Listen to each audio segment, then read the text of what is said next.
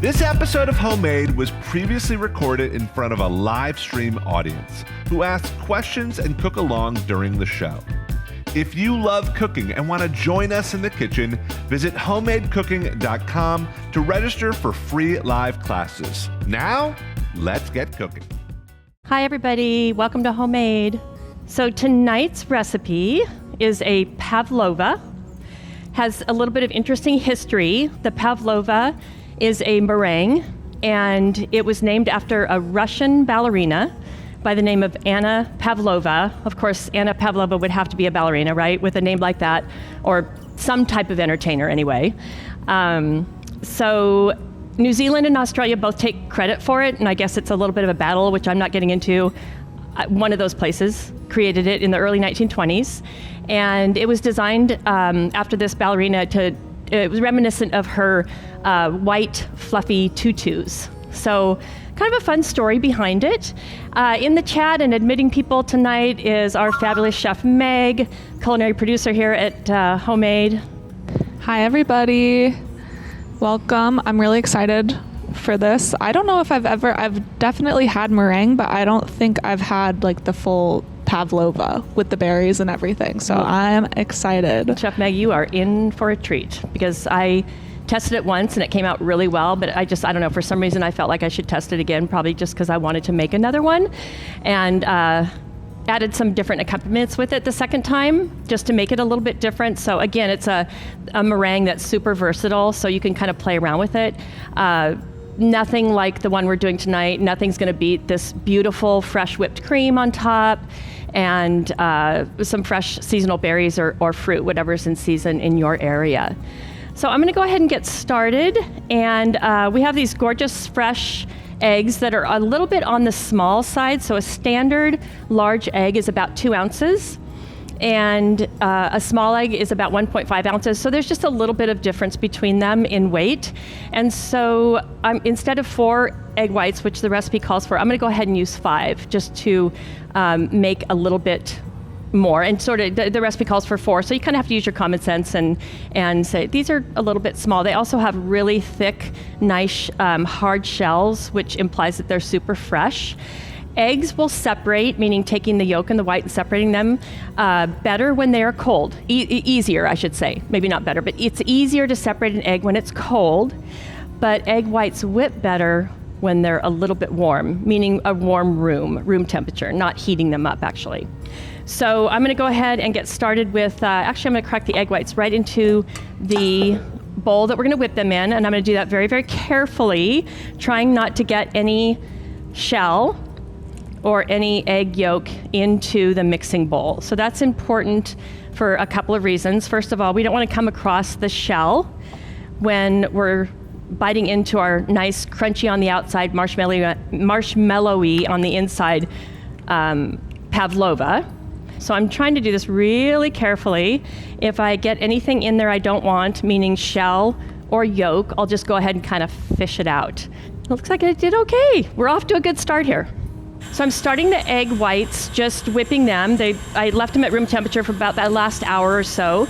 So they're still a little chilled, but they're coming up to room temperature. And I'm going to whip them just a little bit till they get kind of frothy.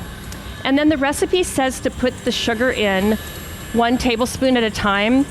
You don't really have to just measure off a level tablespoon and put it in 1 at a time. You can just estimate, just slowly is what it's trying to get you to do. Just add the sugar slowly. And the reason for that is so that it has a chance to sort of whip in and it kind of melts in there, so it's not going to be so granular. This is a great mixer. It's not too loud. I'm going to turn it on high so it'll go a little quicker.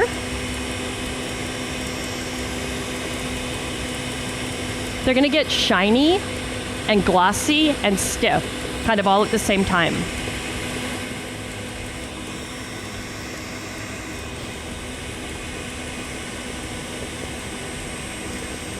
We're going to whip the heavy cream in here as well.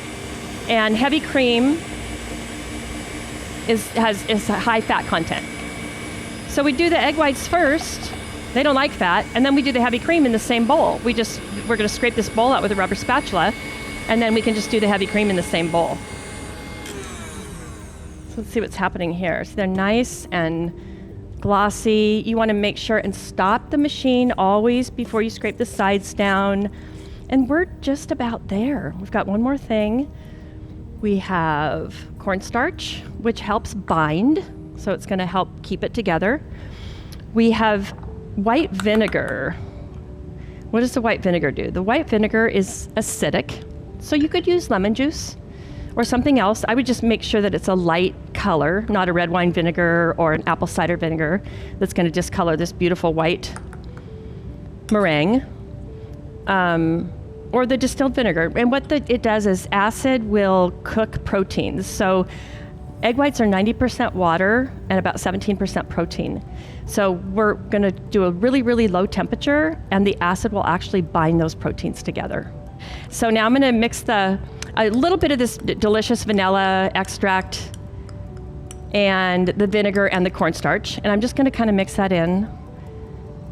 1 teaspoon of each, so it's not a lot. And that's it.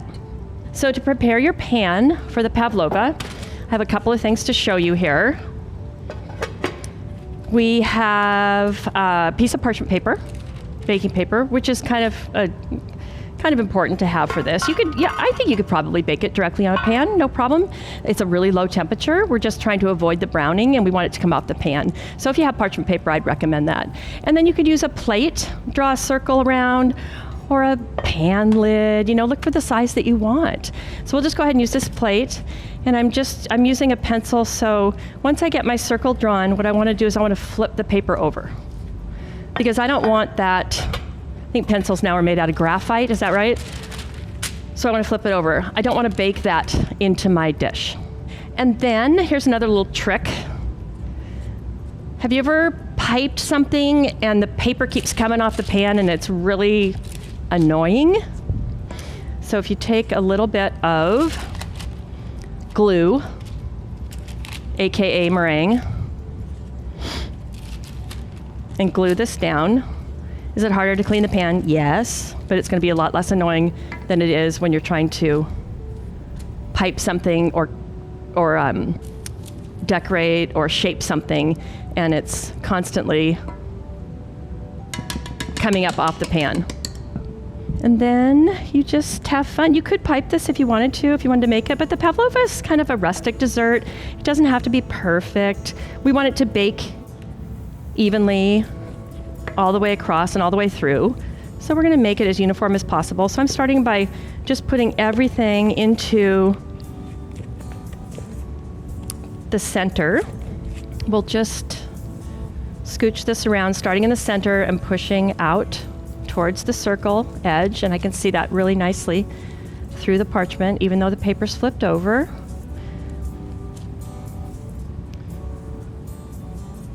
So recipe says for an option to make a little well in the center. We definitely want to do that today because we have some delicious things, beautiful heavy cream to put in there, and some gorgeous fresh berries. If you wanted to get fancy, you could put some little meringue peaks, like a meringue pie that you would see on there. And then into the oven it goes. So the oven's been preheated to 250 degrees, low temperature. Why low temperature? Because we do not want caramelization.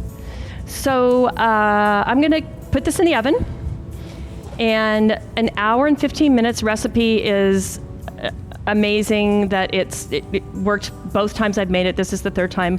An hour and 15 minutes was perfect. Low temperature oven. And then we're going to cool it in the oven. So I turned my oven off at home, and then I just cracked the door just a little bit, and it came out fine. And that is to prevent cracking. So the next thing I want to do is I'm going to get the berries ready, and we're going to whip some heavy cream. So I'm just going to put the cream right in here and whip it. So the heavy cream is between 36 and 42% butterfat. So more common is like 38% butterfat. Half and half is about 10 to 18% butterfat. And whole milk is about 3.5 to 5%. 2% is 2%, 1% is 1%. So you can vary your dairy products that you have on hand to serve your purpose. So this mixer, I think, is pretty quiet. So I'm just going to let that go.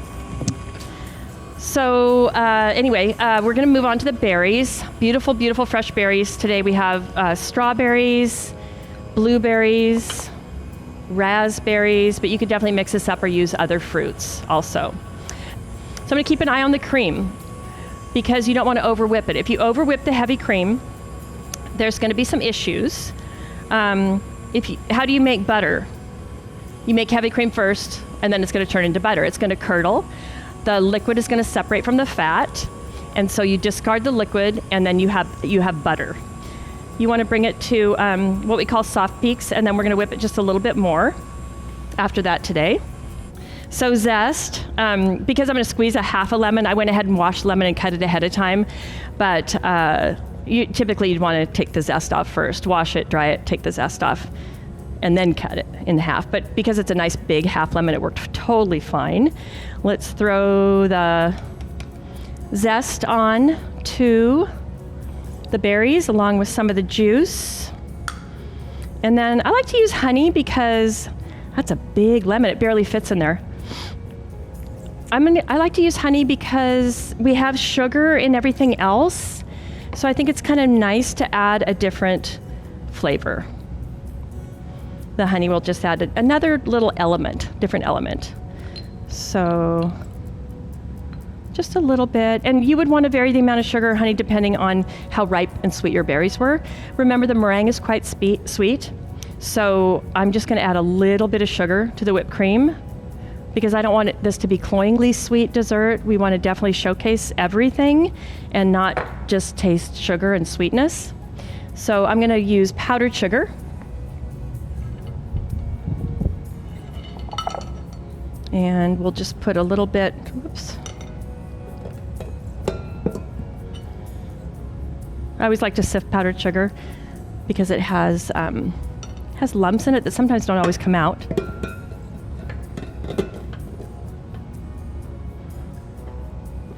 And then it's whipped enough, so we're just going to do just a real quick turn. Could definitely put a little vanilla extract in there as well. There's some in the, it's not off yet. So whipped cream is ready, and we want to give the berries a stir.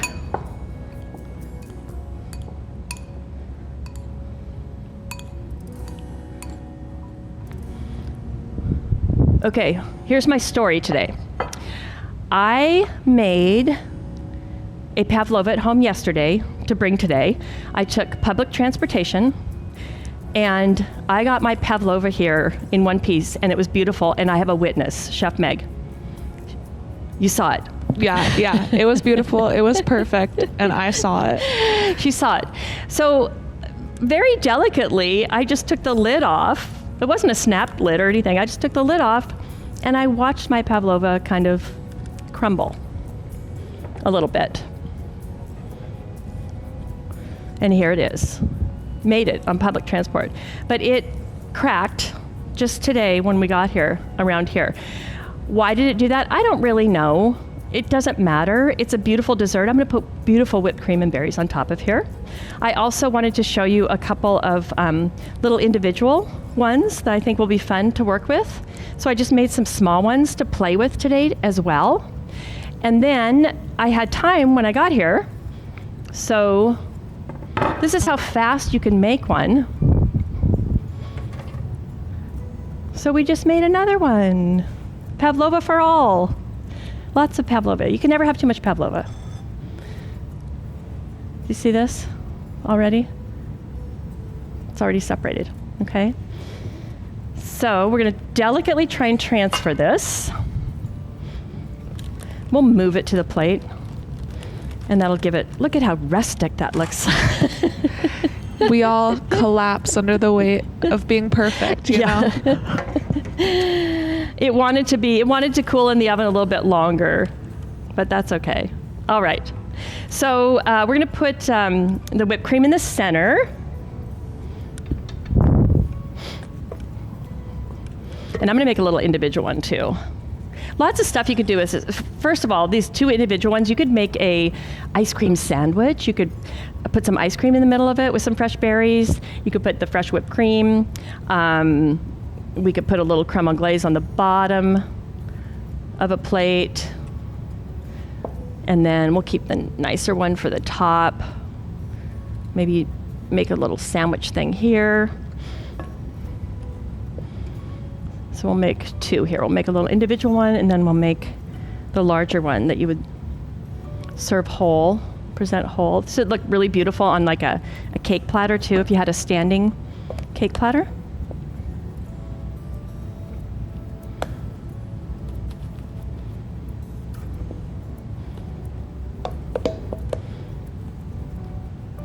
If you like your cream a little bit softer, there's nothing wrong with it sort of running down into so you get the crispy and soft on this. So just have fun. You can have all these components done ahead of time, which makes it a really nice dessert for entertaining. Mother's Day is coming up. Might make a nice Mother's Day dessert. If you want to do a little, give the tutu, Anna Pavlova's tutu, a little dusting. And then we have our macerated berries, which can go on top, sprinkle them on top and around those cracks. And then the juices from macerating the berries kind of seeping down in those cracks, creating a nice sauce, delicious flavor. Save some for the top, or for the small one, I should say. And then, of course, we need a little splash of green, I think. So maybe some fresh mint. Let's put this one on top and then put the berries on the side for color. The meringue also, when you successfully cool it and keep it, it will last a few days at least. Just keep it away from moisture and heat. And it will last a while, so they can definitely be made ahead of time. I think this could be breakfast. It almost looks like breakfast, doesn't it? So I'm gonna try it. Again, I made these yesterday, and it's supposed to be crunchy on the outside. And I think the description of the recipe is perfect. It says marshmallowy, which is a hard word for me to say, marshmallowy.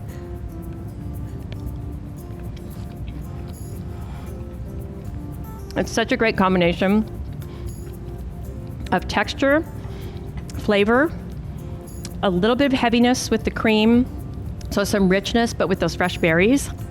The tart and sweet on the lemon, just the components together are perfect. So nice. Thank you all for joining us today. Yeah. Thank you, Chef Yeah, Meg. thanks everyone. Thank you, everybody. I'm gonna finish this up, dinner. Have a great evening. Thanks for coming. Hey there, I'm Joel Gammon. I'm the head chef and founder of Homemade, and we launched Homemade with the idea that we want to bring cooking and the kitchen to the world. So if you love cooking and want to join us in one of our free live stream cooking classes, head to our website, homemadecooking.com. That's homemadecooking.com to register today.